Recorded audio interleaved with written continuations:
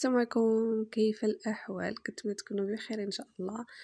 وبشيركم مبروكة. اليوم غنشارك معكم هكايا واحد التحلية ديال الفريز. العشاق ديال الفريز يجيو لهذا الفيديو غيعجبكم ان شاء الله. بالنسبه للمكونات، غادي نحتاج هنايا الفريز، وغادي نحتاج واحد الفلون ديال الفريز، وغادي نحتاج واحد الفاني ونص لتر ديال الحليب والسكر على حسب الذوق. تبعوا معايا الطريقه حتى الاخير ديال الفيديو. الا كنتو اول مره كتدخلوا للقناه ما تنساوش انكم تشتركوا عندي وخليو لي شي تعليق زوين، وما تنساوش لايك للفيديو. بسم الله على بركه الله. هنا غادي نحتاج طراب كهربائي، غادي ندير فيه نص لتر ديال الحليب، ممكن تضيفوا المقادير على حسب الكميه، يعني الافراد ديال العائله ديالكم. غادي ندير داك الساشي ديال الفاني، ممكن تعوضوا بالفاني السائله، وغادي نزيد السكر على حسب الذوق. انا هنا درت تقريبا 3 المعالق كبارين ديال السكر. المهم السكر كيبقى على حسب الذوق. وغادي ندير الفريز. انا هنا هاد الفريز عندي من المجمد، ممكن ديروا الفريز عادي يعني بلا ما يكون من المجمد. وغادي ندير الفلون ديال الفريز. لما كانش عندكم الفلون ديال الفريز عفوا، ممكن ديروا ديال هذا ديال الفاني اولا ديال البنان، حتى هو زوين. صافي غادي ندير داك الفلون ديال الفريز.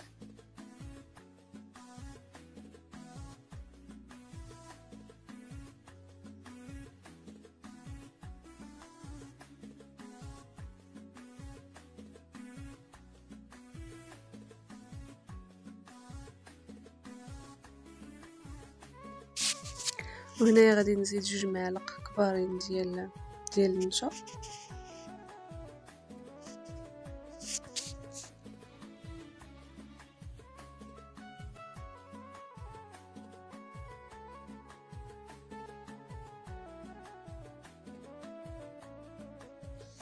صافي غادي نطحن كلشي، غادي نطحنو مزيان لان عندي الفريز انا من المجمد كما قلت لكم. وغادي نحتاج واحد الكاسرونه هكايا، واحد سميتو الصفايه،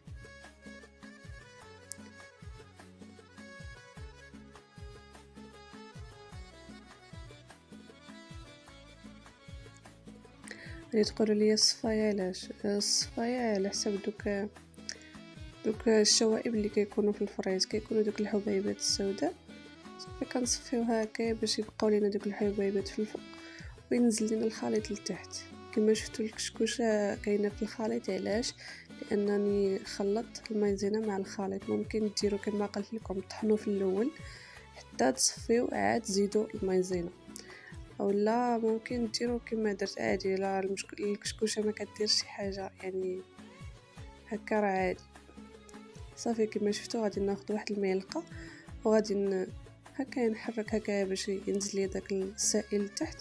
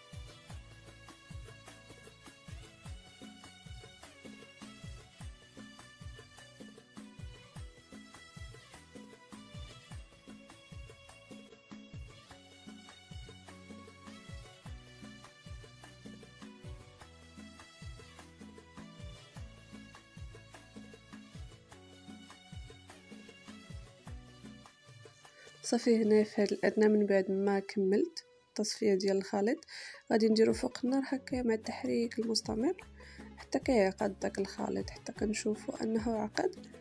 وصافي غادي ناخد هكايا كويسات ولا هكا زليفات ولا داكشي اللي متوفر عندكم. صافي انا هنايا درت زليفات، خديت 4 نص اطرو عطاتني 4 ديال الزليفات. صافي كما شفتوا من بعد ما عقد داك الخليط غادي نخويه مباشره في هادو في هاد الزليفات.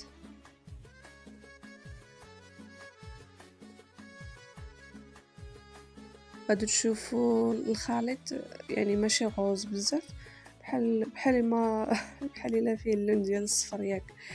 علاش؟ لانني نسيت يعني في بلاصه ما ندير النشا درت كريم باتيسي، لانني في الدجاجات فاش دايره هكا القريعه ديال الدجاجات فاش دايره النشا وكريم باتيسي ما مكتوباش فيها النشا ولا هذا سميتو كيبان بحال. وصافي انا استعملت الكريم باتيسي في الاخر.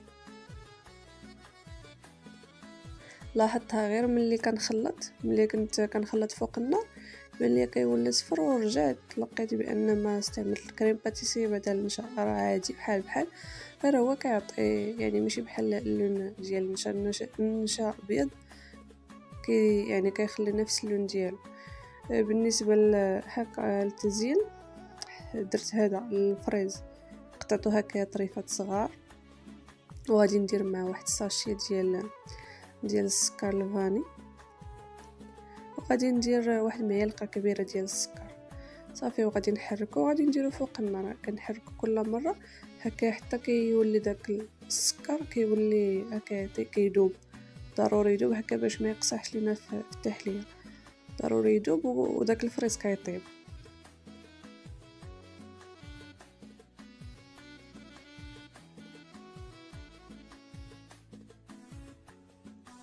صافي من بعد ما سميتو كنصايب داك الفريز كنحيد التحليه ديالي، راه درتها في الثلاجه هكا حتى شدات راسها شويه، وغادي نزينها. بالنسبه للتزيين راه سميتو الفيديو ما عرفتش صورته، ما عرفت واش مسحاتو بنتي ولا انا اللي مسحته، ما عقلتش. جيت دابا ندير المونتاج ولقيت الفيديو تمسح ليا في واحد المقطع. المهم بالنسبه للتزيين كيبقى اختياري. هذه درت ليها هذا ديك الصوص ديال التوت الازرق ورشيتها بشويه ديال اللوز. هادو درت ليهم هاد الفريزات اللي صايبت معكم من الفوق، وهذه حطيت فيها واحد الفريزه ودرت ليها شويه ديال الصوص ديال الشكلاط. المهم التزيين كيبقى اختياري، ولا ممكن تخليهم غير هكاك، كل واحد وشنو متوفر عندكم كان عنده عفوا. كنتمنى الفيديو ينال الاعجاب ديالكم. الا كنتو اول مره كتدخلوا القناه ما تنساوش انكم تشتركوا عندي وخليوا لي تعليق وخلي لي واحد لايك للفيديو. باي باي حتى الفيديو جديد ان شاء الله.